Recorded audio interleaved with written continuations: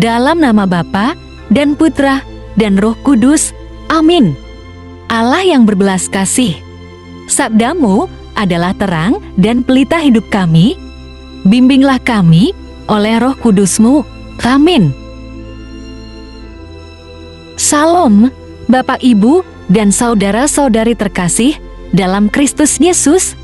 Salam sejahtera dan salam damai beserta Yesus Kristus. Marilah kita membaca, mendengarkan, dan merenungkan firman Allah.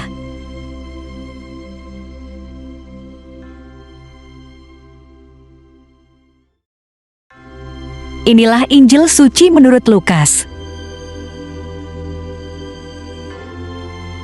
Ketika Yesus mengajar di suatu rumah ibadat, Yesus bersabda, "Seumpama apakah hal kerajaan Allah? Dan dengan apakah aku akan mengumpamakannya? Ia seumpama biji sesawi yang diambil dan ditaburkan orang di kebunnya. Biji itu tumbuh dan menjadi pohon, dan burung-burung di udara bersarang pada cabang-cabangnya." Dan ia berkata lagi, "Dengan apakah aku akan mengumpamakan kerajaan Allah? Ia seumpama ragi yang diambil seorang perempuan dan diadukan ke dalam tepung terigu 3 sukat sampai hamir seluruhnya."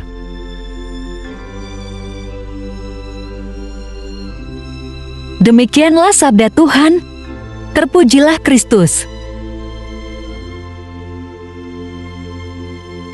Bapak, Ibu, dan saudara-saudari terkasih dalam Kristus Yesus, Injil hari ini mengenai 2 perumpamaan. Untuk menggambarkan kerajaan Allah itu seumpama biji sesawi dan ragi diaduk ke dalam tepung terigu. Kita mesti mengerti terlebih dahulu tentang kerajaan Allah menurut Alkitab. Mari kita baca Roma pasal 14 ayat 17. Supaya kita lebih mengerti tentang kerajaan Allah. Sebab kerajaan Allah bukanlah soal makanan dan minuman, tetapi soal kebenaran, damai sejahtera, dan sukacita oleh Roh Kudus. Mari kita baca juga 1 Korintus pasal 4 ayat 20. Sebab kerajaan Allah bukan terdiri dari perkataan, tetapi dari kuasa. Yesus menjelaskan kerajaan Allah dengan perumpamaan. Perumpamaan biji sesawi. Mari kita baca Lukas pasal 13 ayat 19. Kerajaan Allah seumpama biji sesawi yang diambil dan ditaburkan orang di kebunnya. Biji itu tumbuh dan menjadi pohon, dan burung-burung di udara bersarang pada cabang-cabangnya. Biji sesawi adalah sabda atau firman Allah. Perumpamaan ini mengajarkan kepada kita bahwa dunia memandang kecil tentang kerajaan Allah, namun pada akhirnya menghasilkan suatu karya besar. Semula gereja perdana, sedikit jumlahnya, namun kegigihan para rasul menyebarkan Injil kerajaan Allah membuahkan hasil luar biasa. Hingga sekarang ini bertambah banyak umat Kristiani. Injil hendaknya meresap di dalam diri kita dan menguasai seluruh hidup kita. Seperti biji sesawi bertumbuh menjadi pohon yang rindang, yang teduh.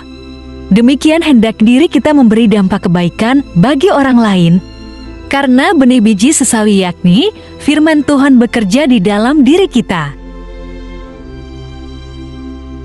Injil harus diberitakan ke penjuru dunia supaya banyak orang mengalami kasih Allah di dalam hidupnya.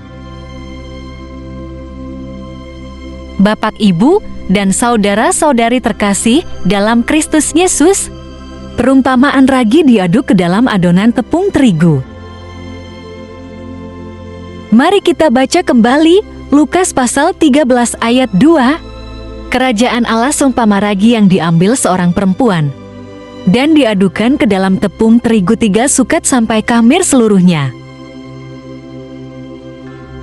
Sepintas perumpamaan ini sama seperti perumpamaan biji sesawi. Namun jika kita cermati ternyata ada makna lainnya.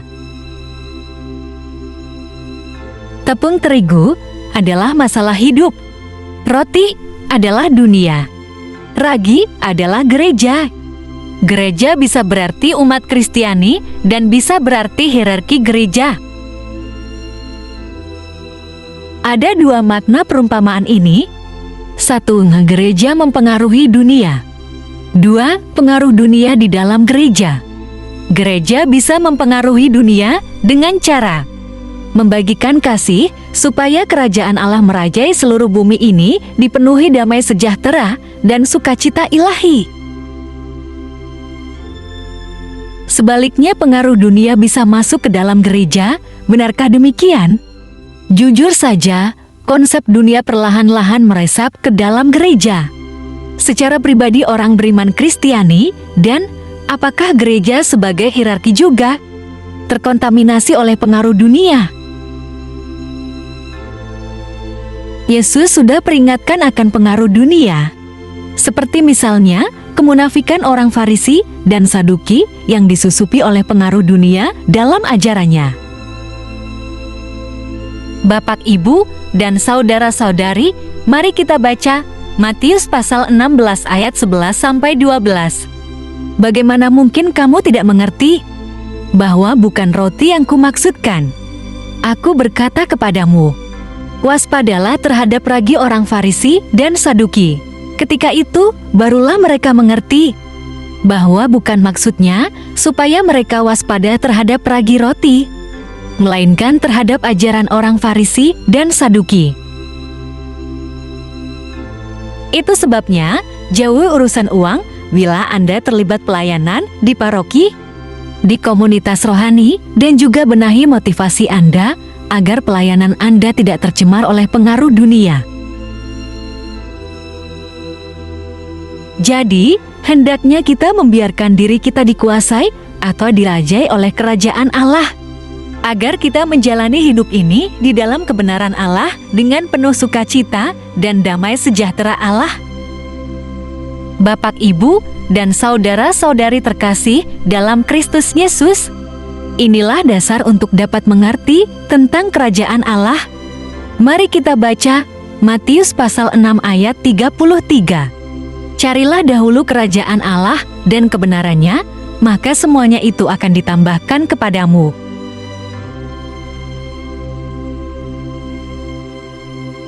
Marilah berdoa. Allah Bapa, sumber pengharapan, Engkau telah mengikat perjanjian dengan semua orang melalui Yesus Kristus yang terurapi. Semoga kami selalu berpegang teguh pada Dia dan berkembang menjadi umat yang patuh setia dengan perantaraan Yesus Kristus, Putramu, Tuhan kami, yang bersama Dikau dalam persekutuan Roh Kudus, hidup dan berkuasa, Allah sepanjang segala masa, dalam nama Bapa dan Putra dan Roh Kudus. Amin. Terima kasih telah mendengarkan dan merenungkan firman Allah. Jangan lupa subscribe dan aktifkan loncengnya. Terima kasih Tuhan Yesus memberkati.